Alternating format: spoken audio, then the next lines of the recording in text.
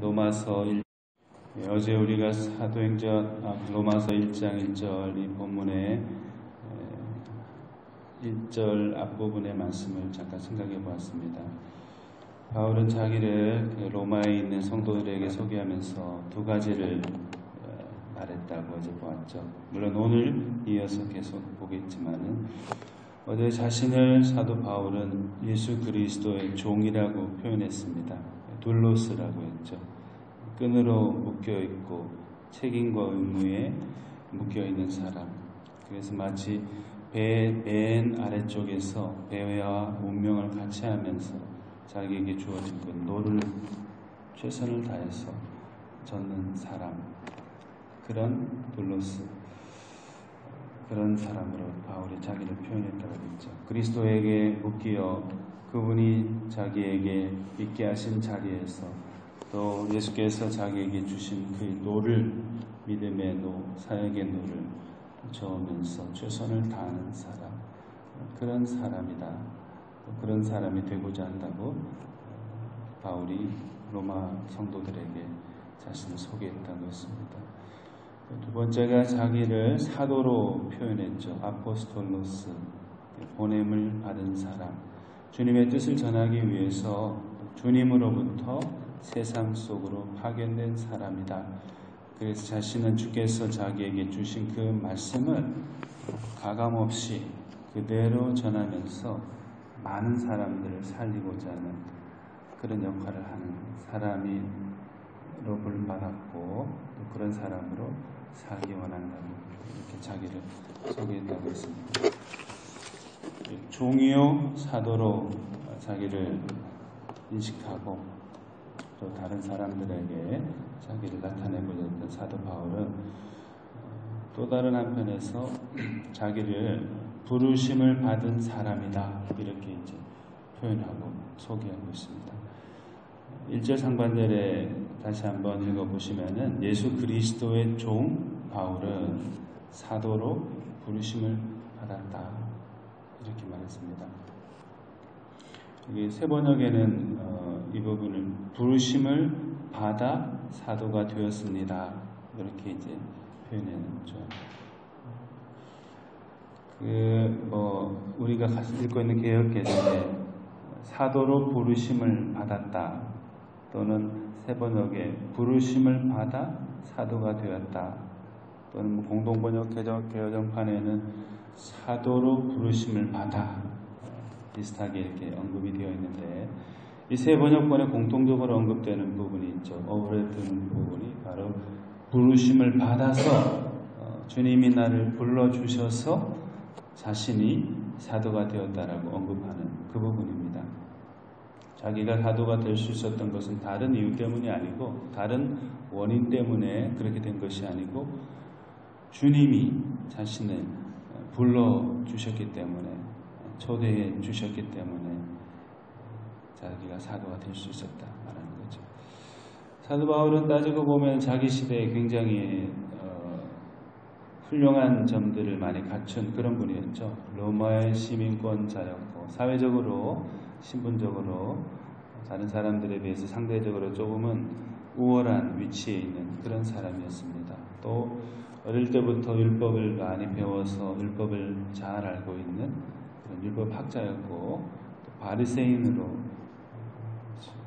사람들에게 인정받는 종교적인 위치를 차지하고 있는 사람이었습니다.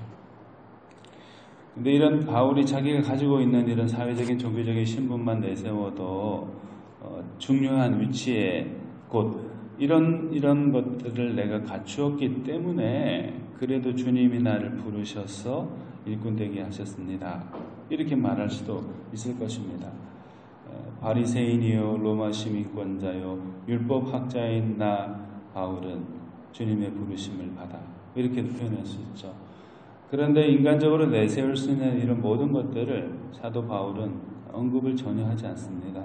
오직 자기가 사도가 될 수 있었던 것은 주님이 값없이 자기를 불러주셨기 때문에 자기와 같이 못나고 연약한 사람, 심지어 주님을 배반하고 핍박하는데 앞장서는 그런 사람이었는데도 주님이 불러주셨기 때문에 사도가 될 수 있었다. 이렇게 고백한 거죠. 그래서 고린도 전서 15장 8절에서 10절 상반절에 바울이 이렇게 고백합니다. 맨 나중에 만삭되지 못하여 난 자 같은 내게도 보이셨느니라. 나는 사도 중에 가장 작은 자라. 나는 하나님의 교회를 박해하였으므로 사도라 칭함받기를 감당하지 못할 자니라. 그러나 나의 나된 것은 하나님의 은혜로 된 것이니 내가 한 것이 아니요 오직 나와 함께 하신 하나님의 은혜로라. 이렇게 말했습니다. 맨 나중에 만삭되지 못하여 난 자 같은 그런 나였고 사도 중에 가장 작은 자였고 하나님의 교회를 박해한 나였기 때문에 감히 사도라 칭함 받을 수도 없었지만은 하나님의 은혜로 예수 그리스도의 부르심 때문에 자기가 사도가 되었을 수 있었다. 이렇게 이제 말하는 것이죠. 우리에게도 이런 이제 사도 바울과 같은 겸손한 그런 고백들이 있는지 이렇게 한번 스스로에게 물어볼 필요가 있을 것 같습니다. 내가 교회에서 어떤 직분을 맡게 되고 어떤 일을 책임지는 위치에 놓였다 했을 때 그것이 큰 일이든 작은 일이든 또는 소위 말하는 높은 직임이든 또 그렇지 않은 직임이든 그런 것들을 맡았을 때 내가 그래도 저 사람들보다 뭔가 나은 게 있기 때문에 잘하고 잘 준비해왔고 내가 아주 뛰어나기 때문에 주님이 나를 알아보시고 내가 그 일을 할 수 있도록 불러주신 거지 사람들이 나를 다 인정하니까 실력이 있으니까 나를 뽑아준 거지 이렇게 생각하는 경향이 약간 있지요. 그렇게 되면 안 된다는 거죠. 바울과 같이 부족하기 그지없고 감히 그 일에 책임맡아 일할 만한 실력이나 능력이 없지만 그럼에도 불구하고 긍휼히 여기시고 우리로 하여금 일할 수 있도록 불러주셨다. 그 주님의 은혜 때문에 오늘의 내가 그 일을 이 자리에서 할 수가 있었다. 모든 것이 다 하나님의 은혜다. 나의 나된 것은 하나님의 은혜로 된 것이다. 이렇게 고백할 수 있는 그런 우리가 되어야 하겠습니다. 이렇게 자기 신이 주님의 종이요 또 주님의 그 사도로 부르심을 받게 되었고 또 너무나 부족하지만은 주님께서 부르셔서 사도가 될 수 있었다라고 고백했던 바울은 주님이 자기를 불러주신 그 목적, 부르심의 목적을 분명하게 아는 그런 사람이었습니다. 우리가 보통 소명, 콜링이라는 말하고 또 사명, 미션이라는 말을 많이 하게 되는데 소명과 사명, 우리 한글로 보면은 글자도 비슷하고 특별하게 차이가 없는 듯이 보입니다. 그러나 두 단어는 이제 엄격한 차이가 있죠. 소명이라는 것은 어떤 신하가 신하를 부르는 왕의 명령 이런 것을 가리켜가지고 소명이라고 그러죠. 반면에 사명은 사신이나 사절이 받은 명령, 달리 표현하면 맡겨진 임무 이런 거를 말할 때 이제 사명이라고 그러죠. 그렇기 때문에 소명을 받은 사람, 부름을 받은 사람, 하나님의 혹은 임금님의 명령을 받은 사람은, 소명을 받은 사람은 자기가 뭘 해야 되는지 그 부르심의 목적, 그러니까 사명이 무엇인지 명확하게 알고 있어야 되죠. 부르심을 받았으면서도 뭘 해야 되는지 모른 채로 있다면은 그것은 부적절한 사람이라고 할 수 있죠. 제대로 부르심 받은 대로 소명 받은 대로 이 사명을 수행해 나갈 수가 없기 때문입니다. 그런데 사도 바울은 부르심 받은 자신이 무엇을 해야 되는지 그런 의식을 뚜렷하게 가지고 있었죠. 1절 다시 보시면 예수 그리스도의 종 바울은 사도로 부르심을 받아 하나님의 복음을 위하여 택정함을 입었으니 이렇게 말했습니다. 우리 눈길 읽는 뒷부분에 말씀이 있죠. 하나님의 복음을 위하여 택정함을 입었다. 다른 번역본에 보면은 공동번역 개정판에 보면은 하느님의 복음을 전하는 특별한 사명을 띤 사람입니다. 자기를 그렇게 소개했다는 거죠. 하느님의 복음을 전하는 특별한 사명을 띤 사람이다. 또 새 번역에는 보면은 나는 하나님의 복음을 전하기 위하여 따로 세우심을 받았습니다. 이렇게 말하고 있습니다. 자기가 사도로 부르심 받은 이유와 목적은 다른 것이 아니었다고 했죠. 하나님의 복음을 전하기 위해서 특별하게 따로 세움을 받았다라고, 부름을 받았다고 이렇게 이제 말을 하고 있습니다. 자기에게 주어져 있는 여러 가지 직함 가운데 하나를 더하기 위해서 사도라는 그 직함, 명찰 하나 더 달기 위해서, 훈장을 하나 더 달기 위해서 부름받은 것도 아니고, 사람들이 저분 사도셔, 사도님이다, 이렇게 13번째 사도가 탄생했다, 사람들로부터 이렇게 칭찬과 우러러봄을 받기 위해서 사도로 부름받은 것도 아니라고 했습니다. 요즘 우리 요 며칠 사이에 한국의 불교 가운데 진각종이라고 있는데, 그 진각종의 지도자급 되는 사람들이 최고 총수의 아들을 비롯해가지고 주변에 있는 사람들이 자기 그 위치, 직함을 이용해가지고 비리, 성추행을 비롯한 금전적인 여러 가지 비리를 저지르는 것, 그런 것 때문에 이제 뉴스에 오르고만 있더라고요. 자기 위치에서 자기 잘못을, 물론 그 다른 종교지만 종교 지도자로서 엉터리로 살고 있는 거죠. 자기 나름대로 소망이 없지만 사람들 자기 나름대로의 위치에서 자기가 해야 될 바, 소명에 따른 사명을 제대로 수행하지 못하는 사람들이죠. 근데 바울은 오직 하나님의 복음을 위해서 자신이 부름을 받았다 하는 걸 깊이 새기면서 그 일에 충성을 다하고자 했던 그런 사람입니다.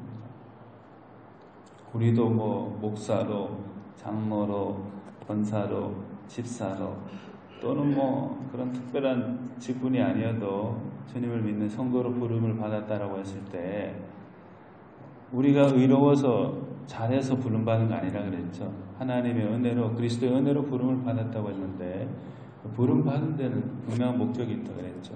하나님의 복음을 위해서, 하나님의 복음의 진보를 이루기 위해서, 한 사람이라도 그 복음으로 구원을 얻도록 하기 위해서 우리가 부름을 받았다라고 했습니다. 그렇다면은 우리에게 부름받은 그 목적, 그 복음에 충성하면서, 충실하면서 주님의 바라시는 부르심의 기대와 목적을 잘 이루어드리는 그런 삶을 살도록 우리가 힘써 노력해야 되겠습니다. 마지막으로 이 바울은 종이요, 또 주님의 부르심을 받은 사람으로서 복음을 위해서 살아가야 된다 하는 사도로서의 자기 위치와 신분, 또 역할들을 잘 알고 있으면서도 동시에 또 그런 일들이, 그런 종이요 사도로 복음을 전하는 역할을 맡은 것, 그것이 남에게 주어진 게 아니고 자기 자신에게 주어졌다, 이런 걸 또 강조해서 말하고 있습니다.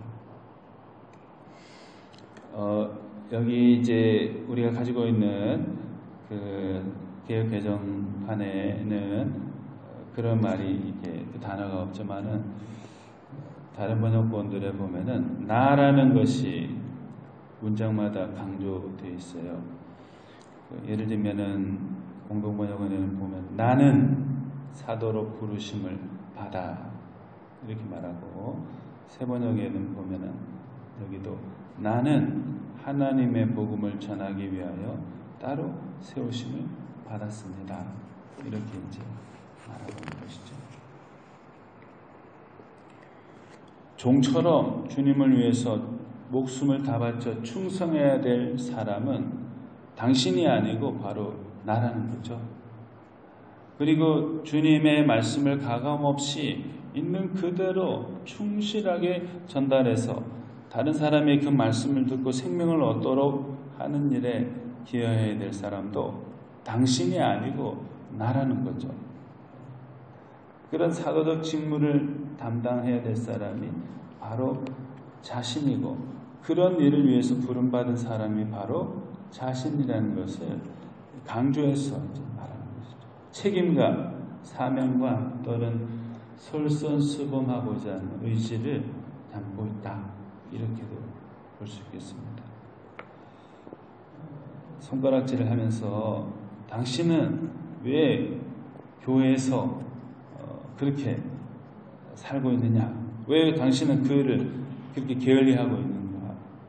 지적하기는 쉽지만 내가 솔선해가지고 다른 사람은 종이나 사도적인 그런 역할들을 솔선해서 하지가 않고 있을 때 내가 그 일을 먼저 최선을 다해서 그 자리를 지키면서 그 일을 해나가는 건 쉽지 않죠. 지적하기는 쉬워도 내가 그 일을 누가 인정하든 인정하지 않든 솔선해서 책임감을 가지고 사명감을 가지고 해내는 것은 쉽지 않습니다. 근데 바울은 그런 사람이 되고자 노력했고 또 그런 끝에서 주님을 맞이하는 그런 사람이었습니다. 우리도 이러한 부르심받은 종으로서 주님의 일꾼, 사도적 역할을 해야 될 사람으로서 내가 먼저 솔선해서 주께서 맡겨주신 그 일에 최선을 다하는 사람이 되어야 되겠다. 이런 각오로 충성을 다하는 그런 우리가 되도록 되겠습니다. 찬송가 213장 같이 찬송하겠습니다. 찬송가 213장